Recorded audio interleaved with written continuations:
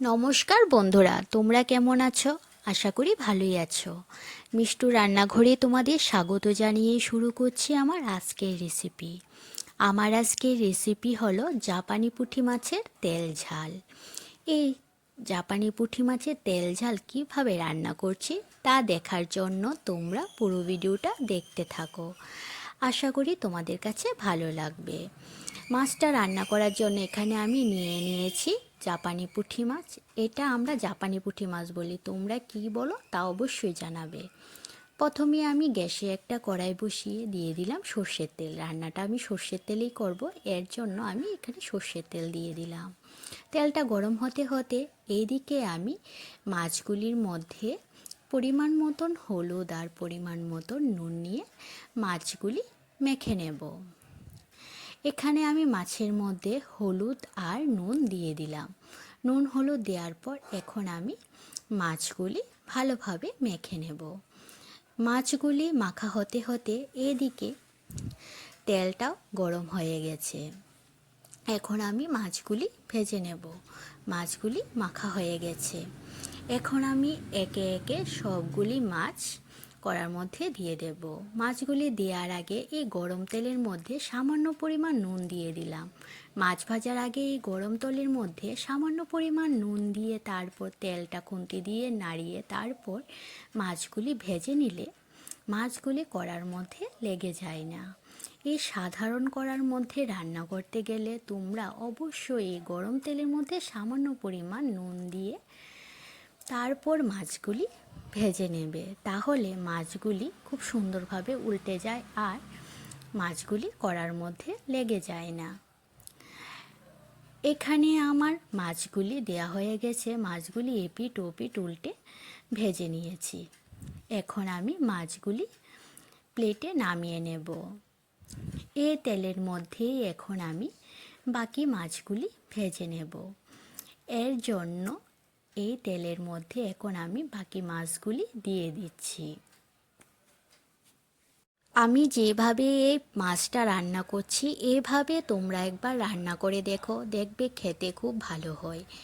মাছগুলি আমার ভাজা হয়ে গেছে।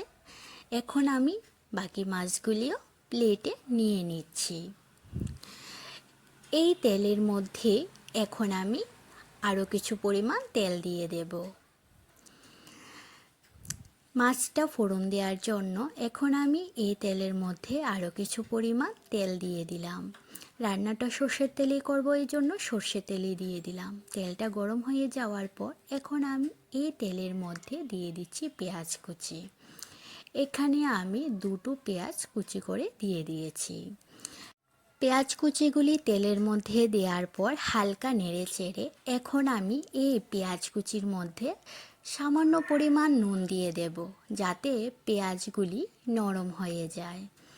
পেঁয়াজটা হালকা নেড়ে চেড়ে নিয়েছি। তারপর এর মধ্যে দিয়ে দিচ্ছি সামান্য পরিমাণে নুন। তোমরা চাইলে নাও দিতে পারো।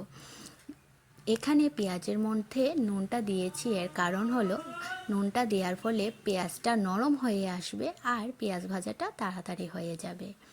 এখানে আমার পেঁয়াজ ভাজা হয়ে গেছে।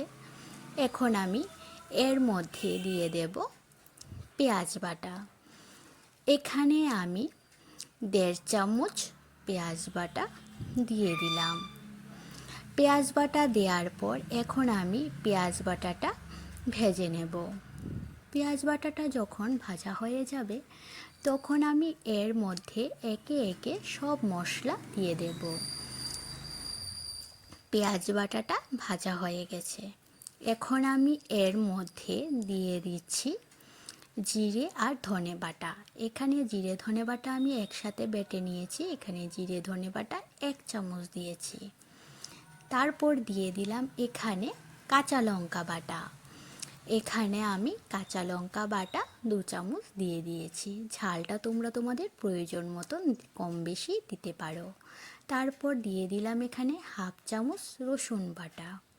রসুন বাটা দেওয়ার পর কালারের জন্য এখানে দিয়ে দিয়েছি 1 চামচ কাশ্মীরি লঙ্কার গুঁড়ো। সব মশলা দেওয়ার পর এখন আমি মশলাটা হালকা নেড়ে চেড়ে তারপর এর মধ্যে অল্প পরিমাণ জল দিয়ে দেব মশলাটা কষানোর জন্য। এখানে আমি মশলার মধ্যে অল্প পরিমাণ জল দিয়ে দিলাম। জল দিয়ে এখন আমি মশলাটা খুব ভালোভাবে কষিয়ে নেব। মশলাটা থেকে যখন তেল ছাড়বে তখন আমি এর মধ্যে দিয়ে দেব কেটে রাখা টমেটো। এখানে আমি একটা টমেটো কেটে দিয়েছি। টমেটোটা এখন আমি মশলাটার মধ্যে দিয়ে দিলাম। টমেটোটা দেওয়ার পর এখন আমি এর মধ্যে দিয়ে দেব হাফ চামচ হলুদ আর দিয়ে দেব হাফ চামচ নুন। টমেটো, নুন, হলুদ দেওয়ার পর এখন আমি মশলাটার সাথে আরও কিছুক্ষণ কষিয়ে নেব। মশলাটা যখন খুব ভালোভাবে কষানো হয়ে যাবে তখন আমি এর মধ্যে দিয়ে দেব জল। মশলাটা আমার কষানো হয়ে গেছে। এখন আমি এর মধ্যে দিয়ে দিচ্ছি পরিমাণ মতন জল। জলের পরিমাণটা এমনভাবে দিতে হবে যাতে ঝোলটা মাছের গায়ে গায়ে লেগে থাকে। এখন জলটা দেওয়ার পর এখন ঝোলটা ফোটা পর্যন্ত আমি অপেক্ষা করতে থাকব। ঝোলটা ফুটে এসেছে।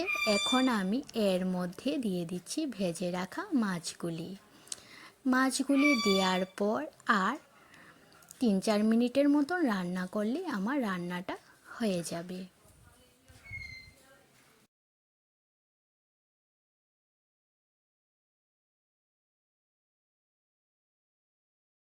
মাছ রান্নাটা আমার প্রায় হয়ে এসেছে। এখন আমি নামানোর আগে এর মধ্যে দিয়ে দেব ধনেপাতা। এখানে আমি মাছের মধ্যে বিলেতি ধনেপাতা দিয়ে দেব। এর জন্য আমি এখানে বিলেতি ধনেপাতা নিয়ে নিয়েছি। মাছটা হয়ে গেছে। এখন আমি নামানোর আগে এই বিলেতি ধনেপাতার কুচি ছড়িয়ে দিয়ে তারপর মাছটা নামিয়ে নেব। আমার এই রেসিপিটি তোমাদের কাছে কেমন লেগেছে তোমরা অবশ্যই জানাবে। আর ভালো লাগলে লাইক আর সাবস্ক্রাইব করে দেবে। আর তোমরা যদি আমার এই রেসিপিটা ভালো লেগে থাকে তাহলে বাড়িতে এই রকমভাবে অবশ্যই একবার রান্না করে দেখবে খেতে খুব অসাধারণ হয়। রান্নাটা আমার হয়ে যাওয়ার পর এখন আমি মাছটা প্লেটে নামিয়ে নিচ্ছি।